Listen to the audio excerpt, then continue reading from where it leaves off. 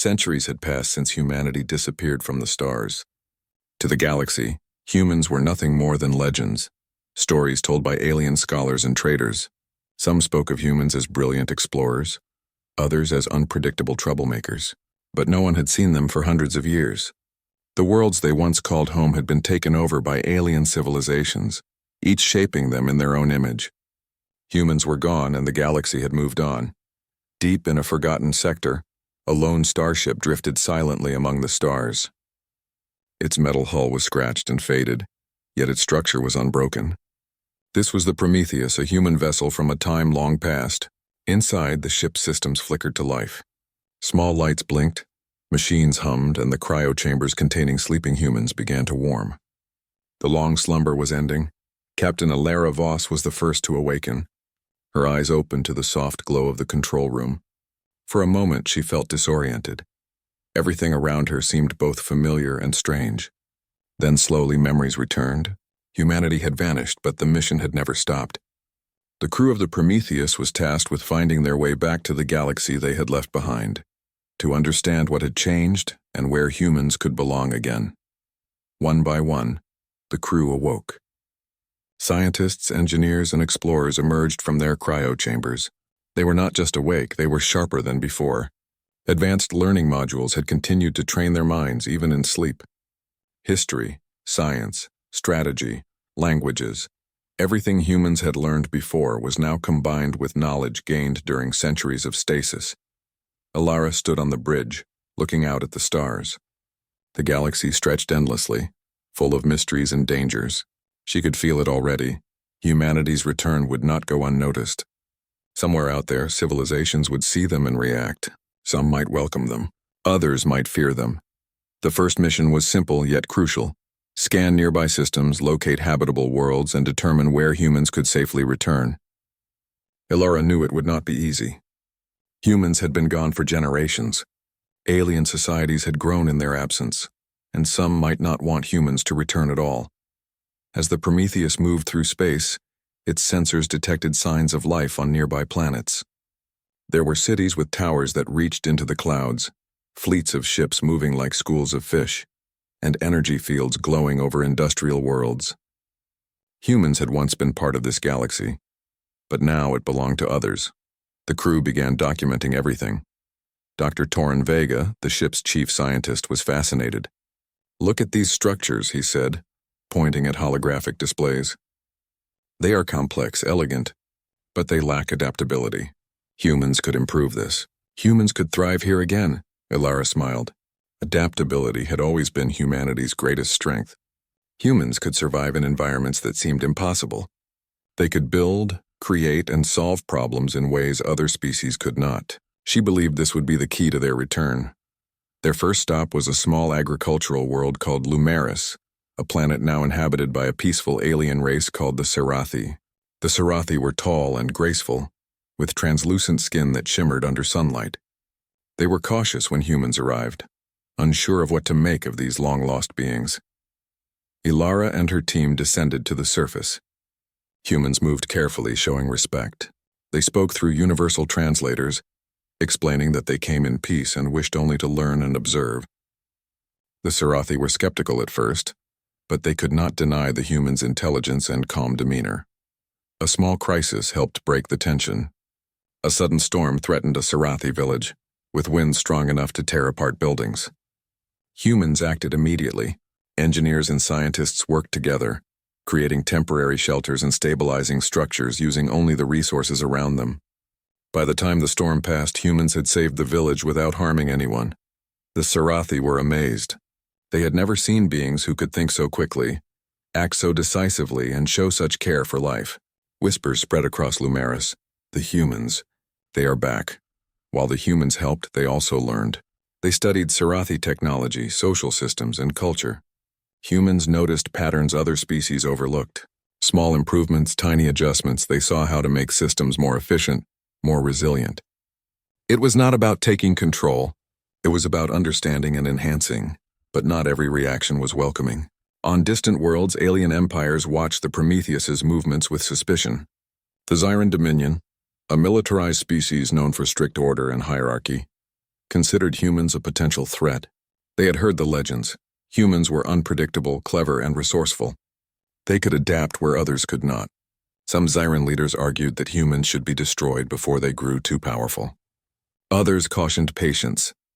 Back on Lumeris, the humans continued to explore and learn. They discovered ancient ruins from their own ancestors, remnants of long-lost human colonies. These ruins contained devices humans had left behind, tools for survival and exploration that alien species could not understand. Humans felt a deep connection to these artifacts. This was their history, their legacy, and it reminded them of what they could achieve. Captain Alara reflected on the irony. Humans had been gone for centuries, yet their ingenuity had left a mark. Even forgotten humans had influenced the galaxy. Now their return could shape the future in ways no one had imagined. The crew also faced internal challenges. Some humans struggled with the long years of sleep and the vast changes in the galaxy. They had to balance caution with curiosity, patience with action. They reminded each other of their purpose, not to dominate, not to conquer, but to reintroduce humanity with dignity and wisdom.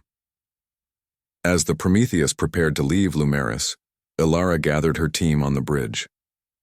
"We are not just explorers," she said. "We are humanity returned. Our actions will define how the galaxy sees us. We must be clever, compassionate, and bold. If we do that, we can remind the stars what humans are truly capable of." The crew nodded, each member understanding the weight of those words. Humans had always been underestimated, even feared by other species. But now, the galaxy would see them in action again. As the Prometheus lifted off, leaving Lumeris behind, sensors picked up distant signals. Ships from other civilizations were moving toward them. Curiosity, caution, and fear all mixed in the transmissions. The humans were no longer hidden. Their presence had begun to ripple through the galaxy. For the first time in centuries, humans were awake, aware, and ready. The legends had returned, not as myths but as living, breathing beings capable of shaping worlds. The galaxy, vast and ancient, would soon realize that humans were not gone. Alara looked out at the stars, feeling a mixture of excitement and determination. There were challenges ahead, yes, but also opportunities. Humanity's return was more than a mission. It was a chance to show the galaxy what made them special.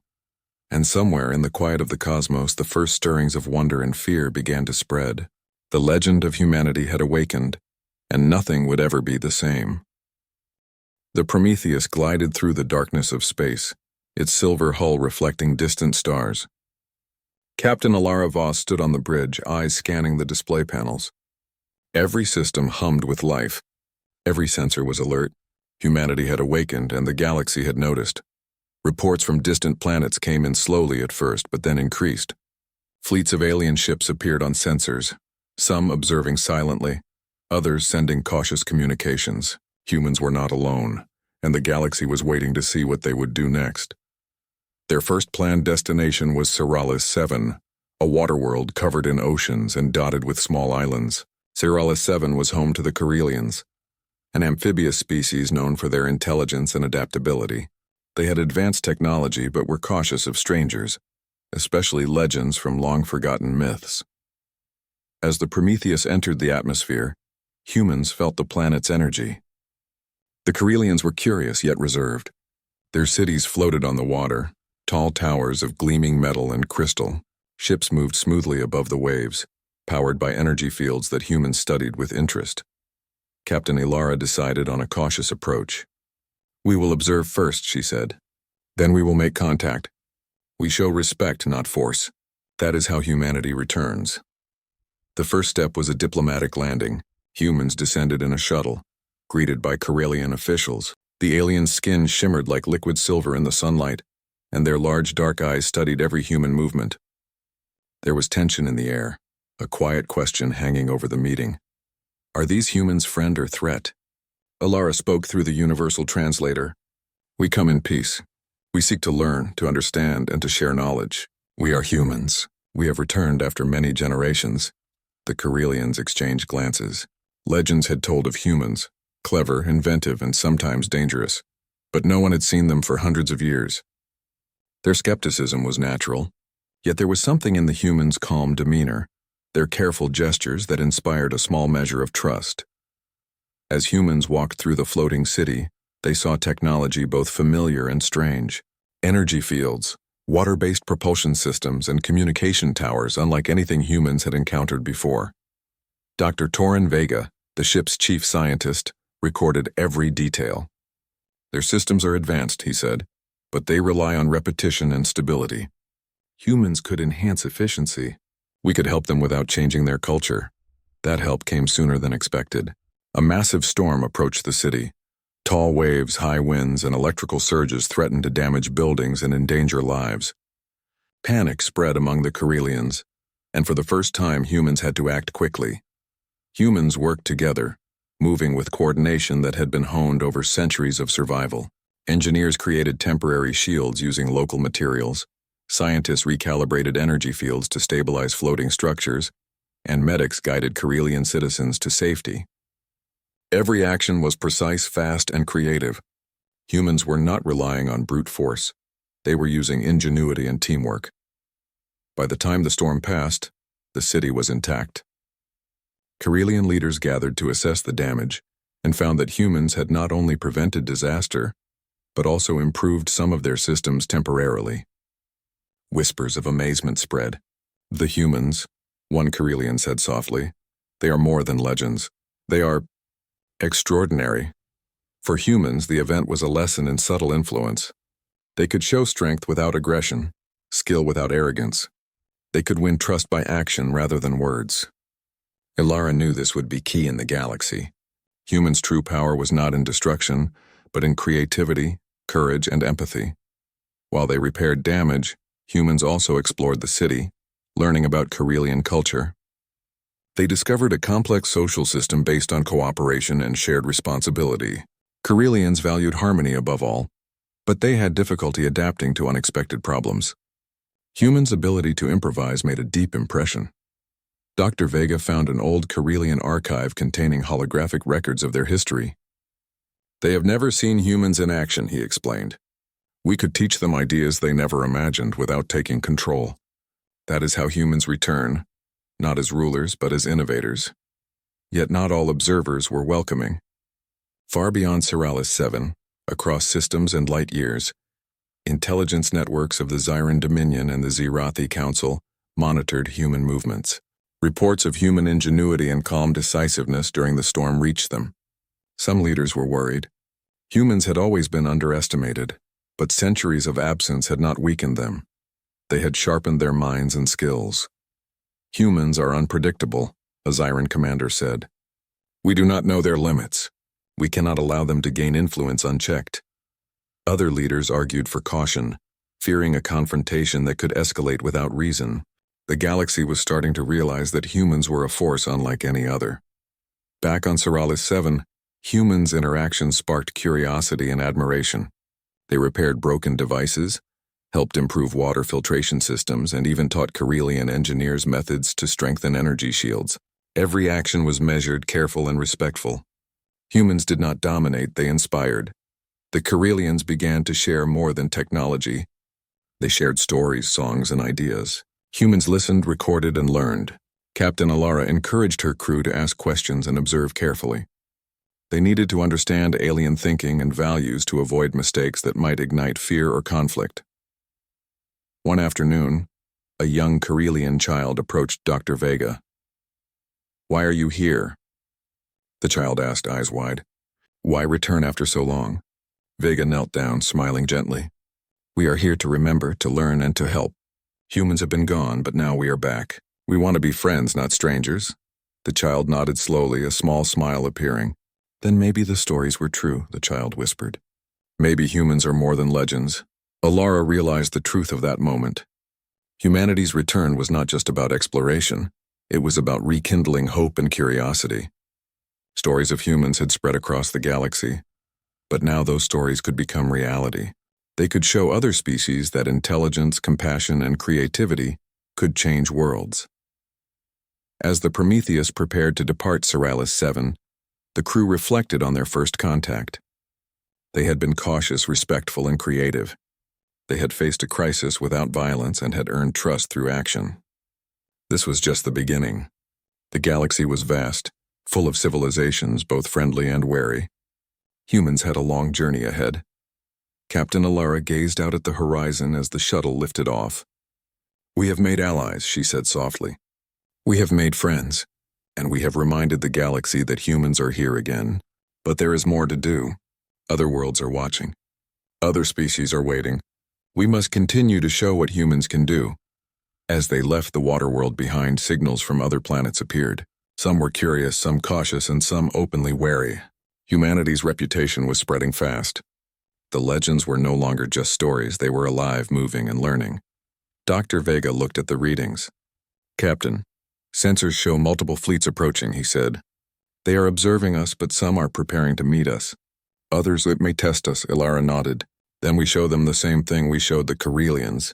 Humanity does not act with fear or malice. We act with intelligence, creativity, and care. That is how humans return. That is how the galaxy will remember us." For the first time in centuries, humans were awake, alert, and ready. Their ingenuity, empathy, and courage would guide them through challenges ahead. The galaxy might tremble at the legends, but humans would prove they were more than myths. They were a living, breathing force capable of shaping the future.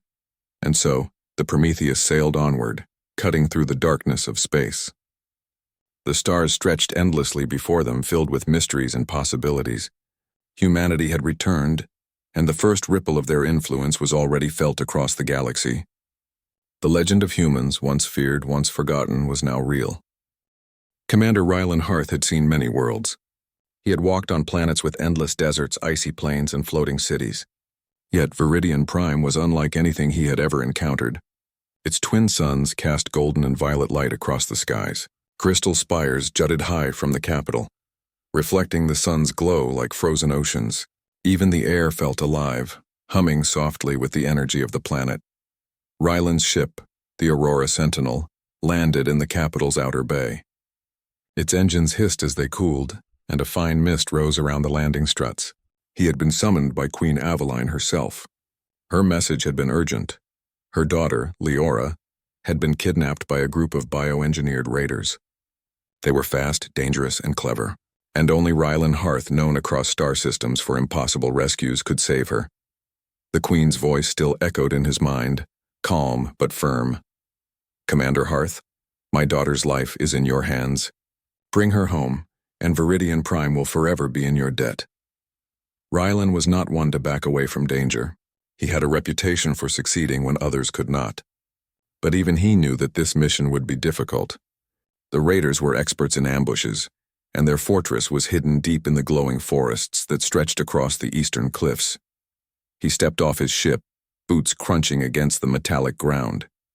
The forest loomed in the distance, a sea of bioluminescent plants that pulsed softly like living lanterns. He studied the terrain carefully. The raiders had left traces, faint but detectable, that led toward the cliffs. Rylan crouched and examined them. "They've gone east," he whispered into his wristcom. "Valor Ridge. That's where I'll find her." Every step he took brought him closer to the fortress, and every step was dangerous. He relied on his years of training, instincts sharpened through countless missions, and the quiet determination that failure was not an option. He had failed before, and the memory haunted him. But this mission was not about past mistakes. It was about saving a child, Leora, whose life mattered more than anything else. As he entered the forest, the air changed. Bioluminescent vines climbed trees that glowed softly. Strange creatures scurried between the undergrowth. Rylan moved carefully, every movement silent, every sense alert.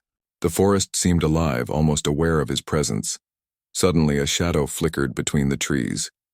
A scout, a raider, was patrolling the area. Rylan reacted instantly, moving faster than the eye could follow. He disarmed the scout and immobilized him quietly. The scout's eyes widened in fear and surprise, but Rylan had no time for hesitation. He retrieved information quickly. The fortress floated above the cliffs like a dark crown, its massive structure made of black alloy and shimmering energy shields. It was designed to be unreachable, impossible to assault directly. But Rylan had faced worse odds before. He studied the fortress through a portable holographic map, noting the patrol routes, turret placements, and energy barriers. Night fell over the forest. The twin moons cast a pale light, making shadows stretch like fingers across the ground. Rylan adjusted his tactical suit. Its sensors lit up, detecting every patrol drone, every energy barrier, every hidden trap. His heart beat steadily. Fear was useless. Only focus mattered. Using the cliffs as cover, he approached the fortress. One wrong move could mean death, or worse, losing Leora forever. Hours passed as he moved silently through the terrain, careful to avoid detection. Then in a faintly lit chamber he saw her, Leora small and frightened, her golden hair catching the light of a distant security beam. She was alive but terrified. Rylan whispered her name. "Leora, it's okay. I'm here to take you home." Her eyes widened, filled with hope she had almost forgotten. She did not move, but her hands reached for him instinctively. He smiled faintly under his helmet. The alarm sounded. Somehow the fortress had detected movement. Energy barriers ignited, drones activated, and mechanical defenders stirred to life. Rylan reacted instantly. He scooped Leora into his arms and activated his jet boots. He leaped into the air, soaring between beams of light, dodging plasma shots from automated turrets. The wind rushed past him as he flew over the cliff edges. The fortress tried to stop him, but Rylan's skills and experience allowed him to maneuver with speed and precision. He guided Leora safely toward the city, the towers of the capital glowing like beacons.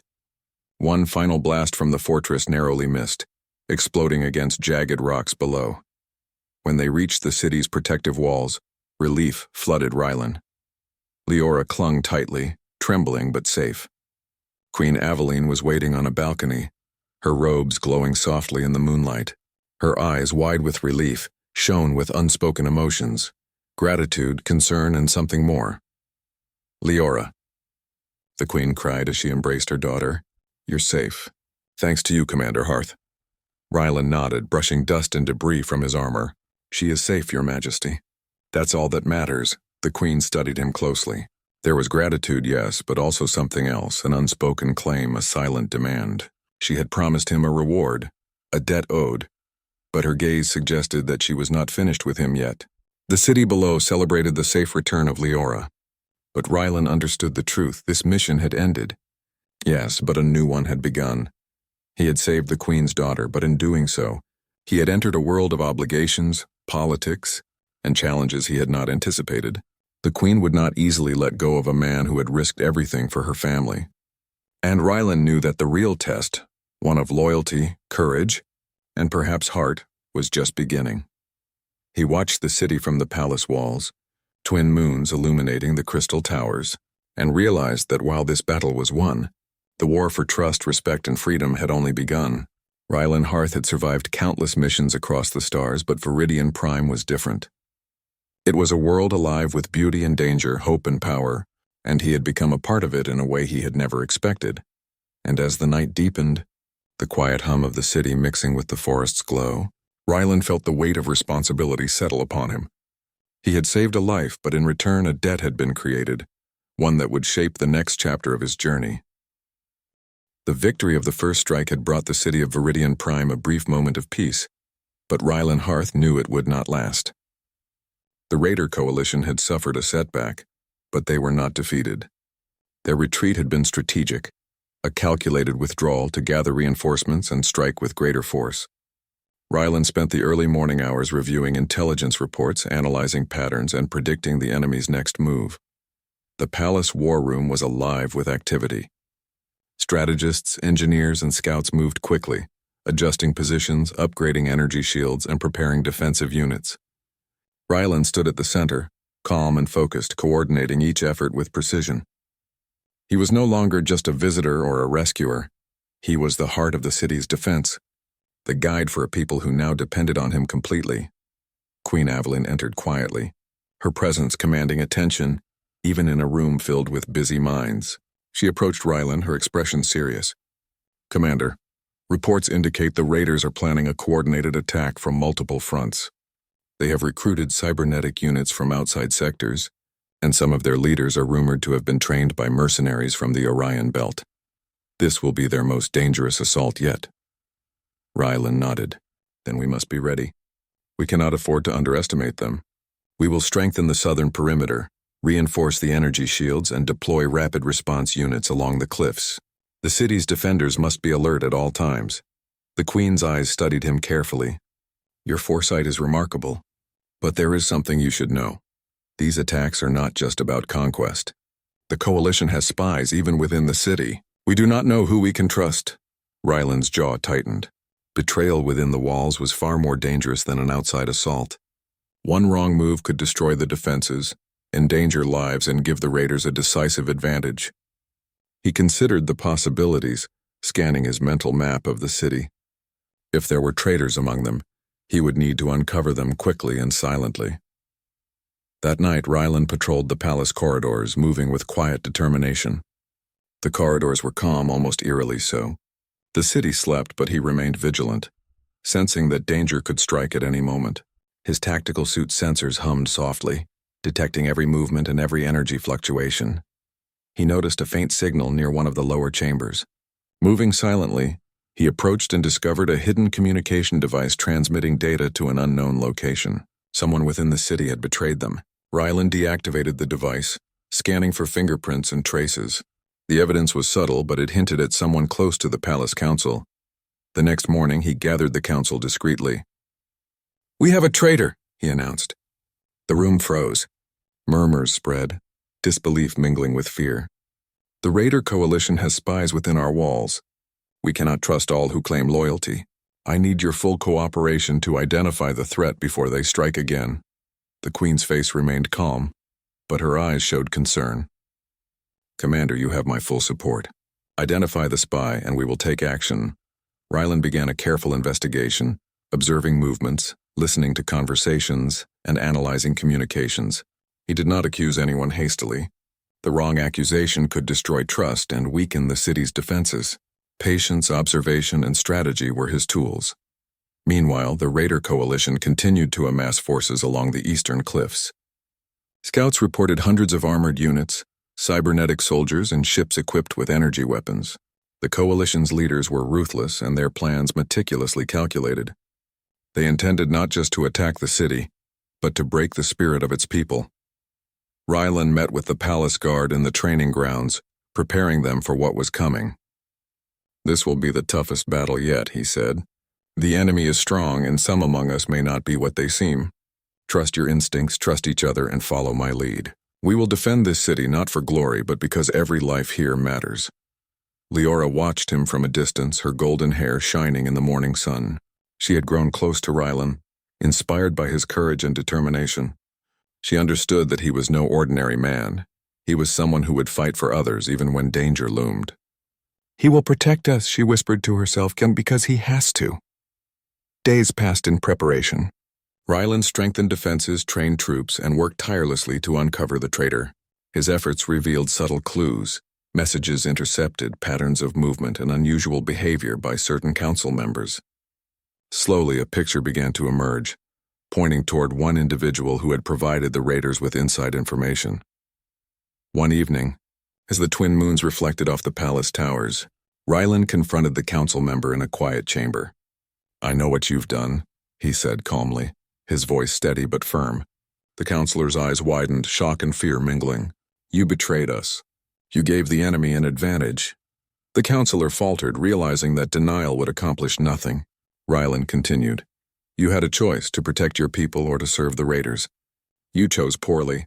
Confess, or the consequences will be decided by the city's leaders." The counselor finally spoke, admitting to transmitting information to the raiders in exchange for promises of power. Ryland's expression remained stoic, but inside his mind raced with the implications. The raiders now knew more than they should have, and their next attack would be more coordinated and deadly. He reported the betrayal to the Queen, who nodded gravely. "The threat grows, but we will act swiftly. Remove the traitor from the council, and ensure all sensitive information is secured. Viridian Prime cannot afford weakness now." Ryland agreed, implementing tighter security protocols and reorganizing the city's defenses. He worked with engineers to enhance energy shields, improve weapon systems, and create contingency plans for multiple attack scenarios. Every decision was calculated, precise, and aimed at protecting lives. Then the attack began. At dawn, the raiders descended from the cliffs in a coordinated strike. Ships hovered above the city, firing energy blasts that lit the skies. Armored units advanced from multiple directions, attempting to breach the city walls simultaneously. Ryland was at the forefront, moving swiftly between positions, coordinating defenses, and giving orders. The palace guard, trained by him, responded with remarkable skill and courage. They worked together seamlessly, defending civilians, neutralizing attackers, and maintaining energy shield integrity. The battle was fierce. The Raiders' cybernetic soldiers were relentless, their weapons powerful and precise. Yet Ryland's strategy, combined with the defenders' determination, held them at bay. Every strike, every maneuver, every decision mattered. The city's survival depended on human skill, courage, and resilience. At one critical moment, a group of raiders breached the lower wall near the eastern plaza. Ryland led a rapid response unit to intercept them. He moved with agility and precision, disarming weapons, guiding attackers away from civilians, and ensuring that no unnecessary lives were lost. The defenders followed his lead, inspired by his courage and unwavering focus. Meanwhile, Leora and the Queen observed from the palace balcony. Leora's eyes followed Ryland as he moved across the battlefield, coordinating defenses, protecting soldiers, and neutralizing threats with skill that seemed almost superhuman. She whispered to herself, "He is amazing. He truly protects everyone." Hours passed as the battle raged on. The Raiders' forces began to falter under the combined strength of Ryland's tactics, the city's defenses, and the determination of its people. Slowly, they began to retreat, their morale broken by the unexpected resilience and bravery of those they sought to conquer. As the sun set, painting the skies with violet and gold, the city of Viridian Prime stood victorious once again. Ryland gathered the troops, exhausted but triumphant. "You have fought with courage, skill, and honor," he said. "Remember this, every life you protect, every person you inspire makes a difference. Today, you have shown the power of humanity." The Queen approached him afterward, her expression a mix of gratitude and concern. "Commander, your leadership saved this city, but the threat is not over. The Raiders will return, perhaps stronger and more determined. We must remain vigilant, and you must continue to guide us." Ryland nodded. He understood the weight of responsibility, the challenges ahead, and the sacrifices required. The first strike had been survived, but the war for Viridian Prime's future was far from over.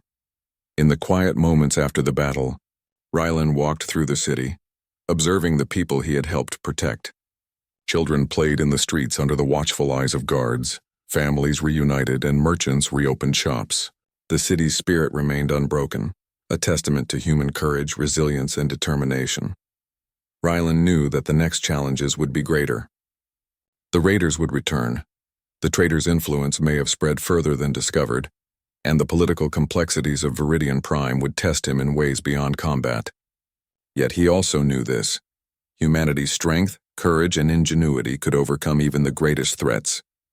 And he would stand at the forefront, guiding and protecting this world that had become his responsibility.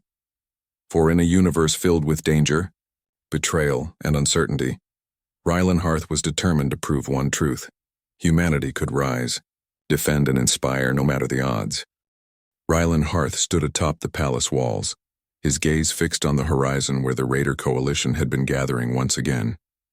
The twin suns rose slowly over Viridian Prime, casting long shadows across the city and illuminating the cliffs where enemy forces had amassed in growing numbers.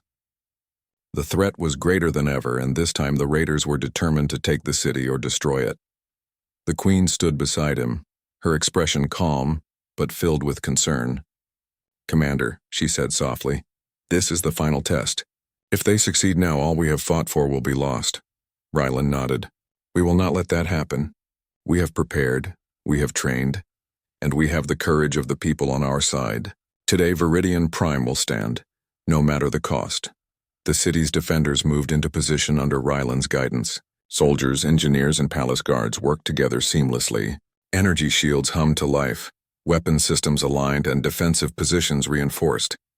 Every inch of the city was covered, every strategic point fortified. Ryland's mind raced with calculations, predicting enemy movements and planning responses to every possible scenario. From the cliffs, the Raider coalition emerged in full force. Hundreds of ships hovered above the city, their weapons glowing ominously. Armored units advanced on foot, their cybernetic enhancements glinting under the sun's light.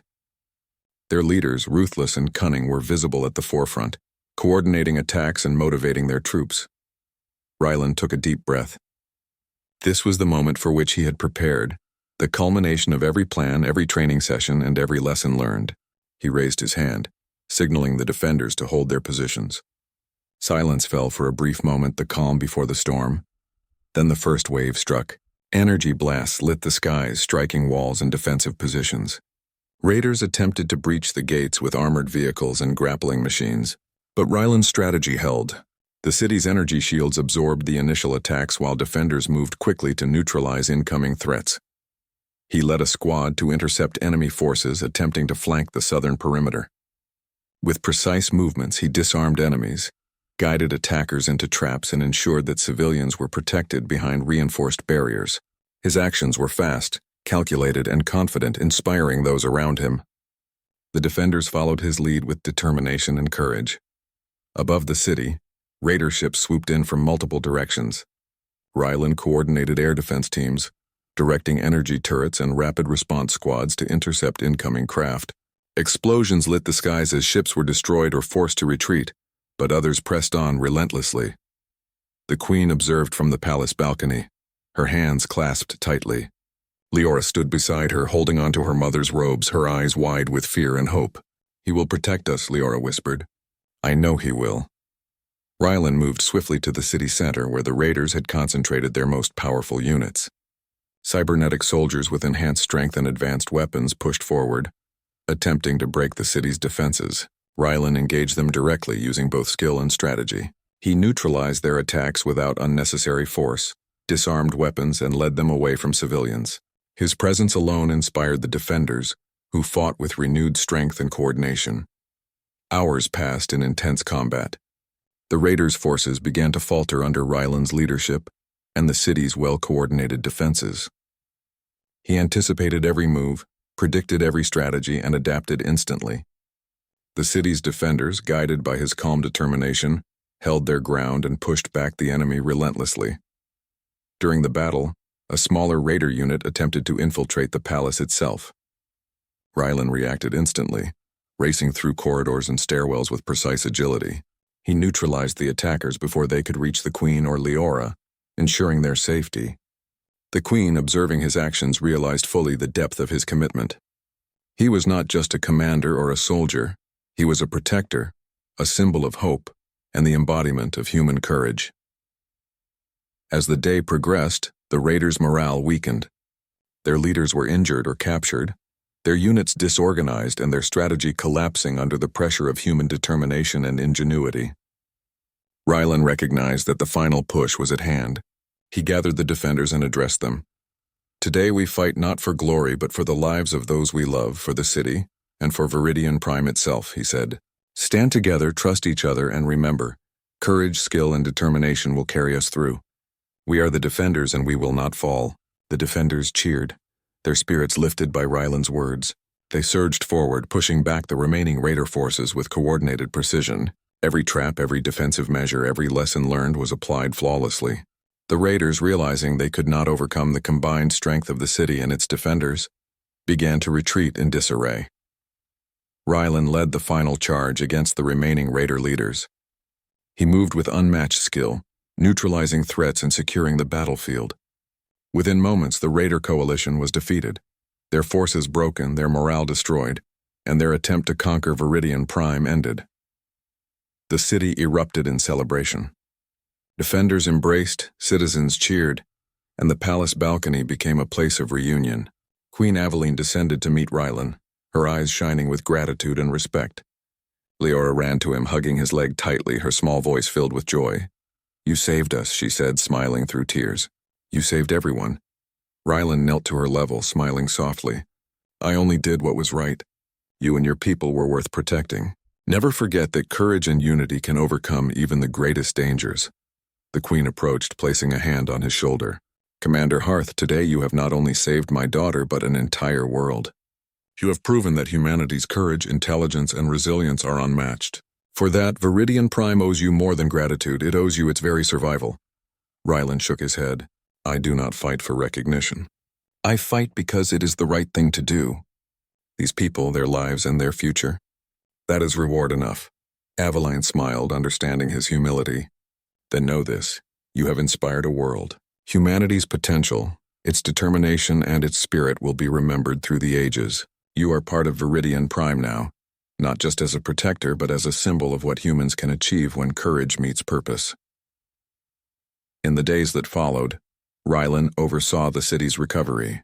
Buildings damaged during the battle were repaired, energy shields were reinforced, and the palace guard continued training under his guidance.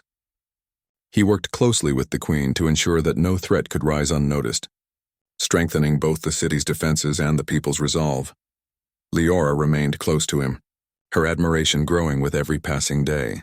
She often asked questions about his past missions, his strategies, and the battles he had faced. Rylan answered patiently, teaching her the importance of courage, careful planning, and selflessness. One evening, as they walked along the city walls, Leora asked softly, "Commander Hearth, will you stay with us forever?" Rylan looked at the glowing city below, the twin moons reflecting off the crystal towers. He thought of the countless battles he had fought across the stars, the people he had saved, and the worlds he had protected. He realized that Viridian Prime was different. It was not just a mission or a duty. It was a home, a place where courage and humanity had been tested and proven. "I will stay," he said finally, "not because I am commanded to, but because I choose to. I choose to protect this world, its people, and its future. You have shown me that humanity is capable of great courage, and I want to be part of that story." The Queen, watching from nearby, nodded in approval. She understood fully that Rylan's decision was not born of obligation, but of conviction, a conviction that made him more than a hero. He was a leader, a protector, and a symbol of hope. In the weeks that followed, peace returned to Viridian Prime. The Raider Coalition had been defeated, their leaders captured or driven away, and the city thrived under careful leadership. The people celebrated not only their safety, but the bravery and determination that had saved them. Rylan continued to train, guide, and protect, ensuring that humanity's courage remained strong and resilient. And as he stood on the palace walls, watching the twin suns set across the cliffs and the forests beyond, Rylan Hearth knew one truth that no battle, threat, or challenge could change. When humans face danger with courage, intelligence, and unity, no force in the universe can overcome them. Viridian Prime was safe. Humanity had proven itself once again, and Rylan Hearth, the man who had arrived as a rescuer, had become a legend, a protector of a world and a symbol of hope for generations to come.